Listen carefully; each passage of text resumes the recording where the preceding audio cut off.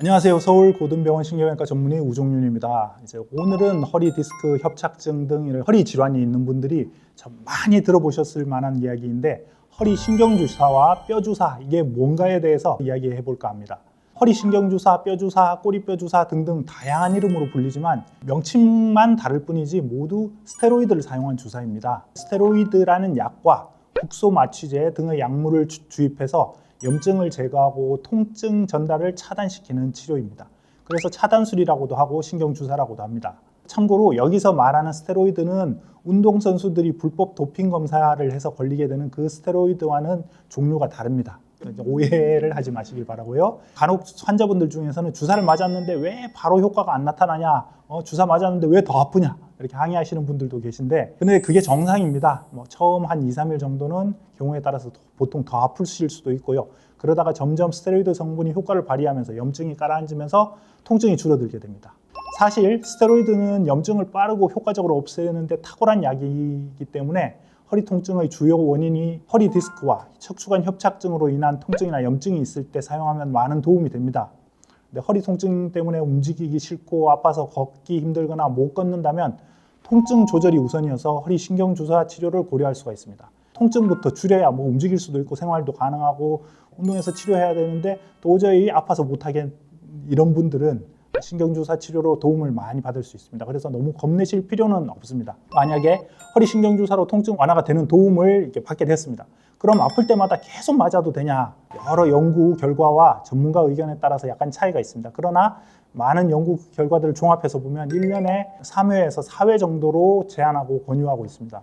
주사 간격은 반복해서 사용하는 스테로이드 양에 따라서 2주 내지 4주 정도 간격을 두는 것이 안전하고, 2, 3회를 반복해도 신경주사 효과가 오래 지속되지 않거나 오늘 맞았는데 오늘은 반짝 좋다가 내일 다시 아프다, 이런 경우에는 효과가 없다면 다른 치료법을 찾아야 합니다.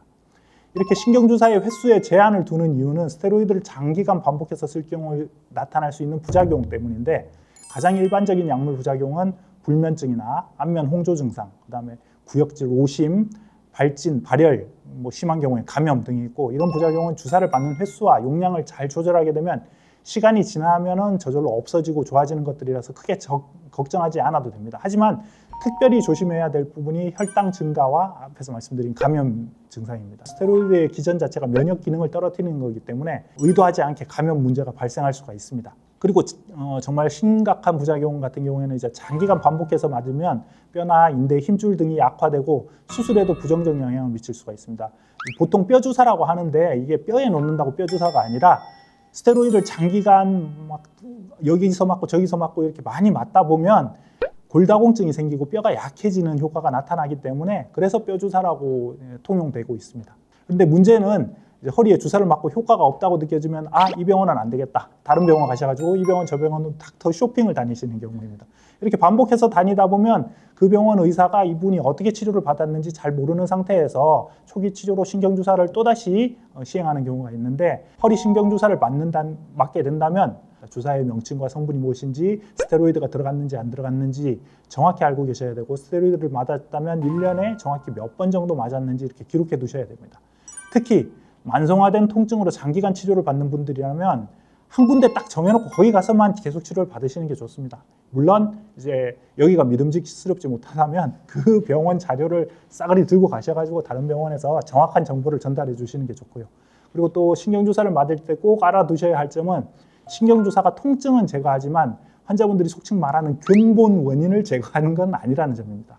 우리가 물리적으로 눌리는 거는 물리적으로 해결을 해야지 약물로 해결을 할 수가 없습니다. 사실 손상된 디스크가 회복되고 그 찢어진 부분이 저절로 아물게 되는 건 결국 우리 몸이 하는 거기 때문에, 회복되는 시간이 너무 고통스러우니까 신경주사가 회복될 기간 동안 통증을 줄여주는 역할을 하는 겁니다. 그래서 주사를 맞고 손상된 디스크가 치유될 때까지 물론 허리 관리를 잘 하셔야 되고요.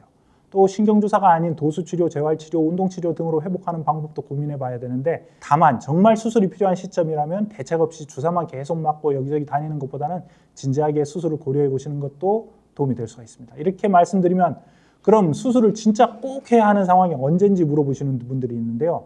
제가 말씀드릴 때는 두 가지가 있는데, 첫째, 이 치료 저 치료 내가 좋다는 치료 다 해봤는데 통증이 호전이 안 되더라, 아파 죽겠더라. 둘째로 신경학적 증상이 나타나는 경우입니다. 신경학적 증상이라는 거는 우리 몸에 신경이 눌려가지고 신경이 손상이 되면서 나타나는 증상인데 특히 그중에서 중요한 게 근력 약화, 다리에 힘이 떨어지는 경우입니다. 발목이 안 올라가고 다리 힘이 떨어져서 쩔뚝거리면서 걷거나 이렇게 되는 경우에는 신경이 점점점 손상되고 있다는 뜻이기 때문에 더 늦기 전에 이건 통증과 상관없이 빨리 수술을 해줘야 됩니다. 이와 더불어서 대소변 장애, 변비, 대변 실금 이런 증상이 동반되면 수술을 고려해야 합니다.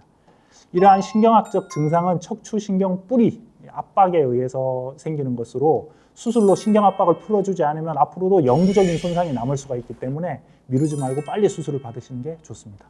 감사합니다.